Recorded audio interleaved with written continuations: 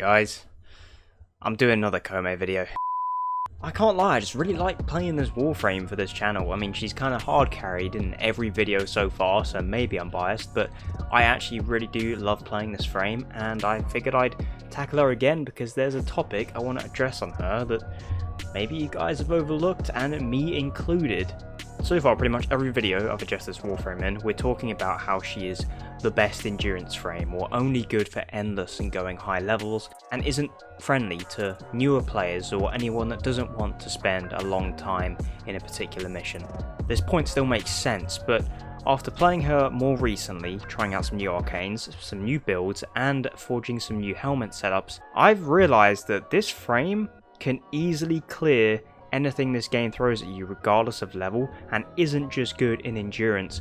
In some ways, she may not even need her decrees. In today's video, we're going to go over some more updated builds for you guys for this Warframe, ones that are just of, if not even more powerful than the previous we showed on the channel, as well as some new helmet setups that are going to make it easier for you to play in missions that don't just want to, go on for hours and hours, go a couple of hours in Void Cascade or multiple hours in a survival. I'm talking builds and setups that work really well across the game, even for more basic content such as base still path missions, Archon hunts, Netracels, Archimedia, you name it. We're just here to make a case for this frame as being more than just meant for endurance, and overall really fantastic and well designed. The common argument is that she requires at least 40 minutes to an hour in a mission to get enough decrees to be really good.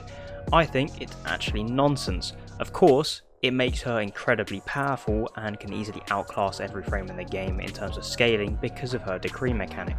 However, her fourth ability, and her first, and her three in some instances, are actually extremely powerful and easy to scale well. We won't be focusing on the third ability today, however we will have to address it as previously I have used the ability in my builds. But there are more helmets than just Sickening Pulse that I want to talk about, and I've also switched up which ability I'm subsuming off. Even though I've gone over Koumei's abilities in a video before, I'm going to quickly do it again as fast as possible, just so you guys know what the baseline of the kit actually does and how it functions for anyone that isn't experienced with the character, and then we're going to get right into the helmet setups and how to make her really efficient in every type of mission. Koumei's passive is that every minute she will receive a random status effect bonus buff on one of her weapons for a minute, so either your melee, secondary or primary.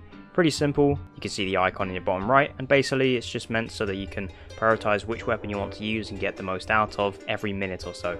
Her first ability, Koumei, is kind of a primer. You throw out a conal AoE of threads in front of you that touch enemies and grant a random stats effect inflicted upon them, and if you roll a 666 of dice with her passive, these threads will proc one of every elemental stats effect. I try not to dwell too much on the dice mechanic of Koumei because in my experience it's extremely inconsistent and very rare that you actually proc 666s on any ability cast, but when you do it's a really nice buff. Her second ability, Omakuji, is her decree system. Casting this will grant you a challenge, you complete the challenge and you'll be granted a decree. You can hold down the ability to cancel the challenge, and then after a short cooldown you'll get a new challenge to get a decree if you don't like what was presented to you. However, each time you either complete a challenge or cancel a challenge, the duration of this ability's cooldown will increase, up to a total of 150 seconds on an individual cooldown, so eventually this ability does become slower and slower to build up, but by that point you've probably got enough decrees to just murder everything anyway. And the decrees that are available to you are really good, but not all of them from the circuit are available, so keep that in mind. As for the 666 roll of Omakuji, you'll get your decree instantly without having to complete the challenge. The third ability, Omamori, is duration based. It puts some charms around you and these consume enemy attacks at a 50% chance, meaning that sometimes you'll take damage from an enemy and instead of it damaging you, it will heal you instead. As for the 666 roll of Omamori, you will simply become invulnerable for the duration of the ability. As for her fourth ability, Bunraku, it's basically her first ability just on crack. You string up enemies in a large AoE, applying a bunch of random stats effects to them based on what your dice roll was. And if you roll 666s with this, it will extend the status effects duration and hit all of the enemies in a 360 degree behind you as well. So at first it may seem like Koumei is kind of strange and is purely focused on her decree system to help with her scaling, because other than that, she has mild survivability with her 3, and then her 1 and her 4 are just primers. So yes, her base kit actually kind of does function just like I described. With no helmet, she really does just play as a purely endurance Warframe that has really good priming for high level and can go incredibly far in endurance due to her decrees and decent survivability with her third. The main focus of her kit is her decree system. However, there are options in her kit that can be subsumed off, and we can replace them with abilities that synergize extremely well with the rest of her kit, making her much more efficient for lower level missions even when your decrees are not ramped up. Okay, so before we get into the two sort of baseline builds, or ones that you guys have maybe seen me use before on the channel, and talk about what I've changed in those builds and then eventually get onto the helmet setups, let's quickly talk about Koumei's survivability and which abilities we can replace in the helmet. Previously on the channel, you've seen me replace her first ability for a helmet, specifically the helmet subsume Sickening Pulse. This is still my favourite ability to use with Koumei, and I believe this still works well even just at baseline Steel Path. You don't even really need decrees for this to be a really strong nuke when combined with her fourth. However, in my build I use a lot of either shield gating or shield regen mods for my survivability, and then I use secondary fortifier on my secondary to keep me alive. Combine that with last gasp on my operator, as well as all of the decrees working on my operator amp, basically making me impossible to kill. So in that instance, we do not need to be using our third Omamori for that bonus 50% chance at not taking damage. It's pretty much redundant. So as for the Sickening Pulse setup, instead of subsuming off her first, we are subsuming off her 3 instead because we don't need it, and that way we get to make use of her 1, which is a very good spammable ability for shield gating and procs even more elements on enemies, thus making Sickening Pulse way more effective and overall, our condition overload damage. It's just a no-brainer. I should have been doing this before. Of course, if you like Omamori, you're welcome to keep it on the build, but for the case of our previous setup, we are no longer using it. So quickly before we get into the other two setups that are more effective at all levels of the game and not just requiring large amounts of time and emission with the decree system, let's quickly look at the base build and then the Sickening Pulse setup, which have the exact same builds. Almost nothing has changed in regards to the mods. We're still using Arcane Aegis with Vigilante Vigor, Fast Deflection and Fortitude for a large amount of shield regen speed.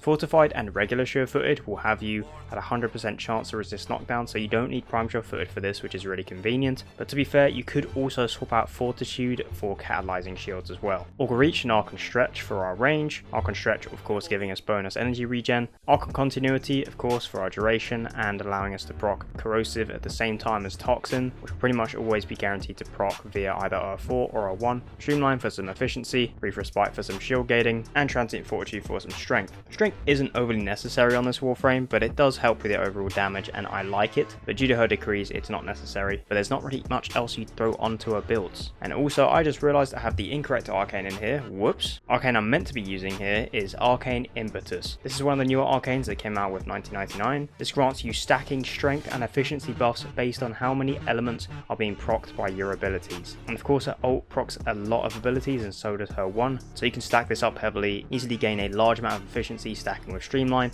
and bonus strength. It's just perfect for a kit. And as I said, this is the exact same mod up for the Sickening Pulse loadout.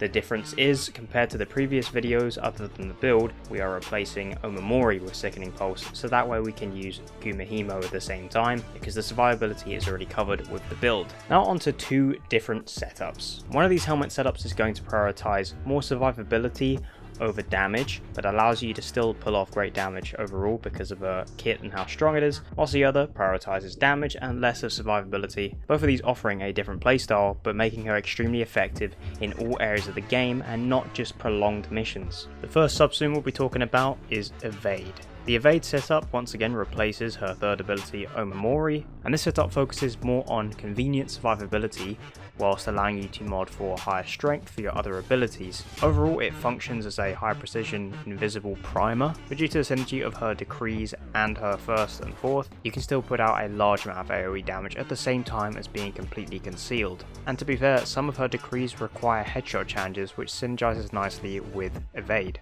Evade is of course an invisibility subsume that allows you to stay invisible as long as you keep headshotting enemies to stack that duration up, which of course means we have to have a decent amount of duration on the build. For our duration we have Arc and Continuity and Augur Message, which is countering some of the duration loss from Transient Fortitude. Arc and Stretch once again. This time we've got Arc and Vitality in here to boost the damage of our fire procs, which will of course take place whenever we cast either our 1 or our 4. This is basically just doubling the damage of our fire. Even more strength with the Umbral Intensify, and of course Arcane Impetus again. Augur Reach for even more range, Prime Sure Footed. And then these are optional, but I think they fit nicely within the build. Mecha Empowered and Mecha Impulse. With these two stacked, every 45 seconds an enemy will be marked by a companion, and killing them will spread their status to enemies nearby within 15 meters. This isn't a must-have, but it does feel nice on a build with this much safety from Evade. And another synergy with Evade, we're going with Arcane Crepuscular, which is going to give us even more strength and crit multiplier bonus whenever we are invisible, which is 24/7. What this build is allowing us to do is build for more damage with those mecha set mods and add more strength, as well as synergize with the Crepuscular Arcane for overall more DPS, which some people may want at lower levels, whilst retaining a large amount of survivability. And the final helmet setup of today's video, we are using Breach Surge. I know, everyone knows how good Breach Surge is across all frames, but it has a really underrated synergy with Koumei's abilities, specifically her 4th. You will know it's going to make your damage with your guns way stronger because it will send out those radiation projectiles. However, casting Breach Surge on a group of enemies and then spamming your 1 and your 4 on them produces a really large amount of damage, and this setup can scale to an insanely high level, as well as making killing enemies at a lower level more efficient than just, for instance, casting your 4 and then spamming your 1. This is easily competing with the sickening pulse loadout for kill speed, but it's being done with an ability that you guys are probably more used to using and are more familiar with. Because Breach Surge is actually quite expensive to cast, we've got fleeting expertise in here so we don't run out of energy. This is going to stack with Arcane Impetus to get us to around 140-ish% power efficiency. Arcane Stretch and Continuity make a return once again, Brief Respite and Prime Sure Footed, Augur Reach as well. However, we're going with even more strength this time, having Molt Augmented stacking with Intensify and Blind Rage.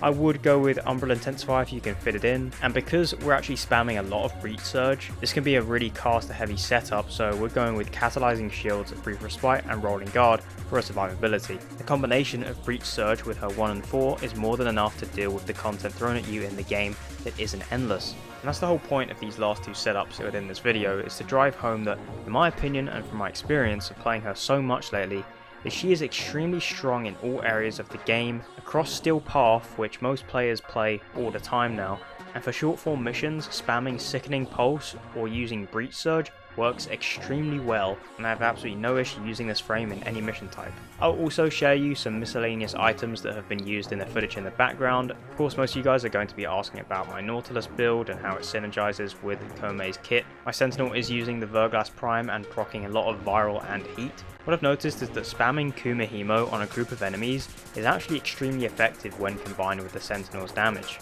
As mentioned earlier, I'm using Secondary Fortifier on my Arcane. Previously you've seen us using the Kuban Nucor, which is still extremely valid on her. I highly recommend using a weapon that can get easy consistent damage with a beam. However, I will say the Nucor is better than the Atmos for getting headshots if you want to make use of those headshot challenges from your decrees. But here you can see I'm using the Atmos with its Incarnon with Secondary Fortifier, and it absolutely shreds. I'm still addicted to using the Phantasma with her as well. This thing is absolutely disgusting when you're using it with her decrees, and Koumei is without doubt one of the best primers in the game, so it makes sense that she's going to be really good when combined with a status heavy weapon like the Phantasma, as to which we're also using primary Crux on this weapon now. As long as you aim for headshots, you're going to get a huge amount of status bonus on this weapon. Everyone seems to be one-tricking primary Crux on their weapons now, and I don't blame them because it's easily one of the most overpowered arcanes that we have in the game, and here is no different. And finally, my Arcane Shards have not changed since the previous video, but there's definitely room in which you could pick something different. I still recommend using 2 Talforged Amber Shards for that casting speed,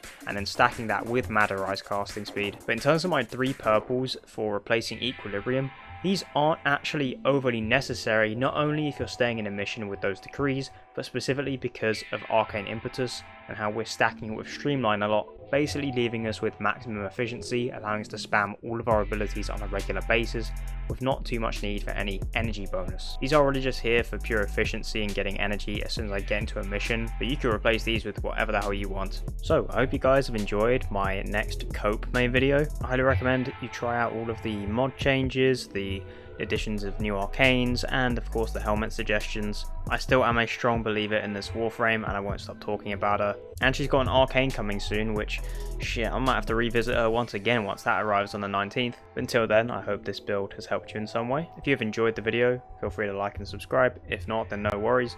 All my links will be in the description once again if you ever want to swing by the stream and catch me playing some either Warframe, Apex, or a bunch of variety we've been dabbling in lately. I appreciate all the support on the channel. Thank you guys so much, and I'll see you in the next video.